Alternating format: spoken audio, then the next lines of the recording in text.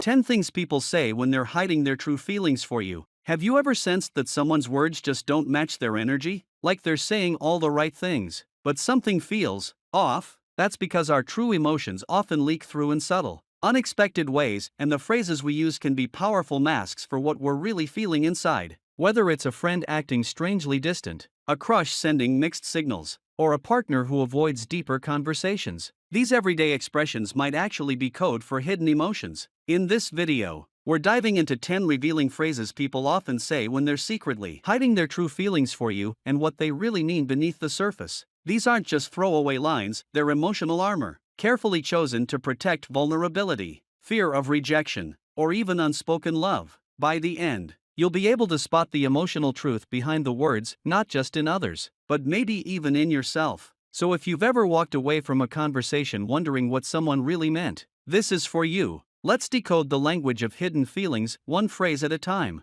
1. I'm happy for you, but their eyes tell a different story. Have you ever had someone say, I'm happy for you, but something in their voice or expression didn't quite match the words? Maybe their smile didn't reach their eyes, or their tone felt flat, forced, or even slightly bitter. That's not just your imagination, it's a sign of emotional conflict bubbling beneath the surface. This phrase often shows up when someone is trying to be supportive, but they're battling with feelings they don't want you to see: jealousy, regret, longing, or even heartbreak. They want to be happy for you. They try to be, but inside, it stings. Maybe your success reminds them of their own setbacks. Maybe your new relationship highlights their loneliness. Or maybe it's because they secretly wanted to be the one next to you. From a psychological standpoint, this is cognitive dissonance, a state where someone's inner emotions don't align with their outward behavior. To protect the relationship, or their own pride, they say what they're supposed to say, but their body tells the truth: a delayed smile, stiff posture, lack of eye contact. So next time someone congratulates you, don't just listen to their words, watch their tone, their eyes, their energy, because often, I'm happy for you isn't just politeness, it's a shield hiding emotions they can't bring themselves to admit. 2. I don't care, when they actually care too much. The words I don't care might sound indifferent, casual, even emotionally detached, but when said in a tense tone, after a meaningful conversation, or when clearly emotionally charged, it's rarely the truth. In fact, it's often the opposite of what they really feel. This phrase is a defense mechanism, a wall people throw up to protect their softest parts. When someone says I don't care, they're often trying to hide that they actually care a lot. It's a way of shutting down a vulnerable conversation before it goes too deep. It gives them emotional control, a way to act unaffected when, deep down, they're anything but. Imagine telling someone about spending time with someone else, and they immediately say, whatever, I don't care, but then they withdraw, go quiet, or act cold for the rest of the day. That's not indifference, that's hurt. Their silence speaks louder than the words ever could. True indifference is calm, unbothered, and unreactive, but emotional suppression? That's often restless, fidgety, or followed by emotional distance. So next time someone brushes something off with I don't care, ask yourself, are they really okay? Or are they just protecting a part of themselves they're afraid to reveal? 3. We're just friends, but their actions say otherwise. When someone keeps repeating we're just friends, especially after a moment of closeness, a lingering hug, intense eye contact, or unexpected jealousy, it might not be about clarifying boundaries. It might be about hiding feelings they're terrified to admit. People often use this phrase not to convince you, but to convince themselves. Saying we're just friends is a safety net. It allows them to stay close to you without risking rejection, awkwardness, or the loss of what they already have. But if their actions show emotional investment, like going out of their way to help you, showing possessiveness, or treating you differently than other friends, then those words may just be a cover. Psychologically, this behavior stems from fear of ruining the friendship, fear of vulnerability, and most of all, fear of heartbreak. It's easier to stay in the safe zone of friendship than to take the leap into something uncertain. So when someone tells you we're just friends, but their eyes linger a little too long where their actions feel deeper, don't take their words at face value. They might be trying to protect a heart that's already halfway yours. 4. You deserve better, when they feel not good enough. You deserve better sounds selfless, noble, even mature, but often, it's a quietly tragic way of saying, I don't feel worthy of you. It's the phrase people use when their self-doubt drowns out their desire to stay close to someone they care about. This line usually stems from deep-rooted insecurity. They care about you, maybe even love you, but they're haunted by the fear that one day, you'll realize they're not enough. So they say it first. They step away before they're pushed. It's emotional self-sabotage disguised as kindness.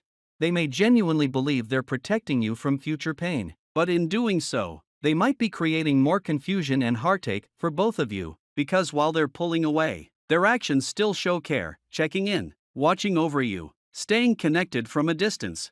If someone says you deserve better, take a closer look at what's going on inside them. It's not about your worth, it's about theirs. And sometimes, all they need is reassurance that they're already more than enough in your eyes. 5. I'm too busy right now, a schedule or an emotional wall. Everyone gets busy, life is hectic. But when someone consistently uses "I'm too busy right now" to avoid spending time with you, it's worth paying attention, because often, it's not about time at all, it's about avoidance. Emotional intimacy can be overwhelming, especially for someone who's wrestling with feelings they haven't yet processed. By staying busy, they create distance, not just physically, but emotionally. They avoid deep conversations, personal time, and any setting that could expose their vulnerability.